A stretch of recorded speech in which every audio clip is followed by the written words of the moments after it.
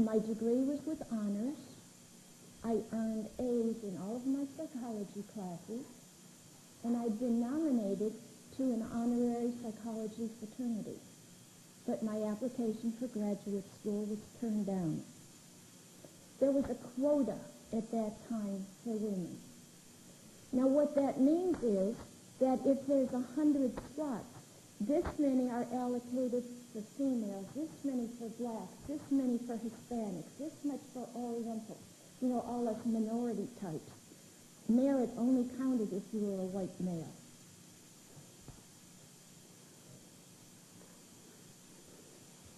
I mentioned Vietnam in the war and the social turmoil that came about at that time. At that time, young men were burning their draft cards. They were protesting having to risk their lives to fight a war they didn't believe in. They were objecting to not being able to vote for the politicians that got our country involved in the war. Black folks were staging peaceful demonstrations, sit-ins, and marches, and they were protesting their status as second-class citizens. And women were burning their bras as a symbol of the restraints that were put upon them by society. All this turmoil in the 70s brought about change. There was legislation. It is now prohibited to discriminate against anybody because of their sex, their race, religion, or their age. The generation of baby boomers, ladies, have opened doors for you, and you have the responsibility to hold those doors open for your future children and grandchildren. Don't give up on the opportunities that are made available to you by doing the easy thing. Keep your options open. You owe it to us all. Okay, fortune-telling time. What's going to happen in the future? In the next decade, that's the next 10 years. This material is from James M. Hardy, and he wrote a pamphlet called Year 2001 and Beyond. This material was sent to me by the Nashville Department for Nonprofit Organizations. The number of women completing a 4-year degree is going to increase. In the last 20 years, it's increased 40%, while the number of men doing those 4 years degrees have fallen off by 6%. The number of women in executive and managerial positions, in other words, the bosses, is going to increase. It has increased 29% since 1995. More females are going to own businesses. Currently, today, 1/3 of all businesses are woman-owned. Now, the rapid change in our society is going to mean that workers have to continually reinvent, retrain themselves. What you could make a living at today, in 10 years, you might not be able to. You have to keep learning. There's a list of accelerating jobs for the next 10 years. The jobs that are just going to become available, that they're going to need people for. Entrepreneurs or business owners, retirement planners, genetic engineers, software and aeronomic engineers, and website designers. Those are the areas that you can study in. Those are the places that you can be sure to get a job. At the same time, there's going to be jobs that are going to evaporate. They're going to go away. You can't do these things anymore.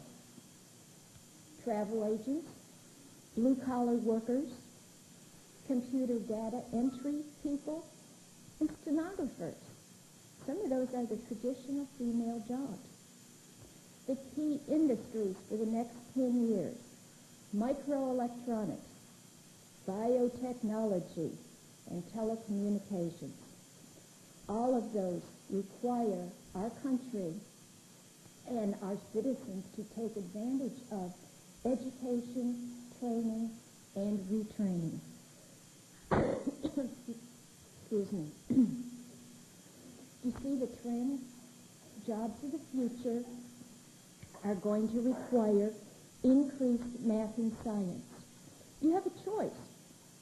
You can train yourself for engineering and technology and demand a huge paycheck, or you cannot, and compete with lots of people for low-paying jobs that are going to disappear. Keep your options open. Which one do you want to do? Do you want to be the voice that says, did you want fries with that? Here's a time when it's okay to be selfish. Train yourself for the best job that you can. If you want to be a stay-at-home mom, that's okay. That's a good thing to do. We need more of those. But make sure you have job skills. Make sure that at some time, if you have to, you can support yourself and your family. Accept the challenge of science. Dare to excel at math. Do you want to be famous? Be the woman who develops finds a prevention for breast cancer. Or be the woman who finds a faster computer system that we desperately need. I've mentioned you have a responsibility to all women to keep your options open. Show the world that women can make huge contributions in math and science. It's not an easy path, but then the protesters of the 70s didn't have an easy time either. Don't say that biology is too hard. Don't say trigonometry is simply beyond you. Give it a try. Nobody's going to throw you into advanced calculus. They certainly didn't put you down in front of Moby Dick before you knew the alphabet. It goes one step at a time. Don't just turn it off before you give it a try. Actually, science, once you get beyond memorizing terms and formulas, is absolutely fascinating. And math is like solving puzzles. We all like to do that. And college isn't the only answer. Tennessee has an excellent series of technology centers where people who don't choose to go to college to take all the additional English and history and things that go with a college degree can educate themselves for the workplace. Here in Murfreesboro, you can learn to be a practical nurse, surgical technology, industrial electronics, and even robotics, if that's what interests you. Keep your options open for the good of the country. Be patriotic. After last month, this country needs all the talent that it can get. Develop yours. Work on the team that develops electronic devices for advanced surveillance or communications or defense. We can't afford to limit the opportunities for any group.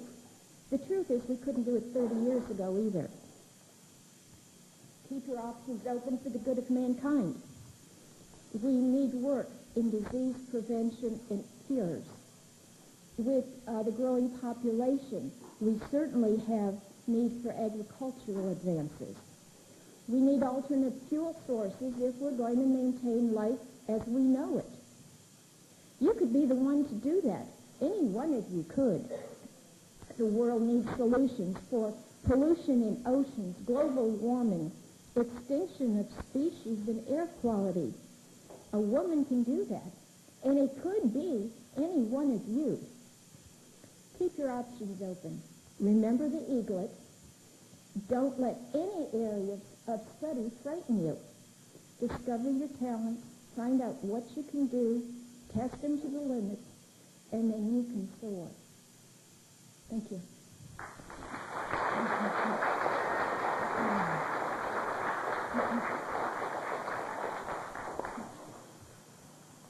What a wonderful keynote speech. I hope everybody does keep their options open. And what we'd like to do now is thank Linda Stevens for her address, and then she will be going to answer any questions that you might have.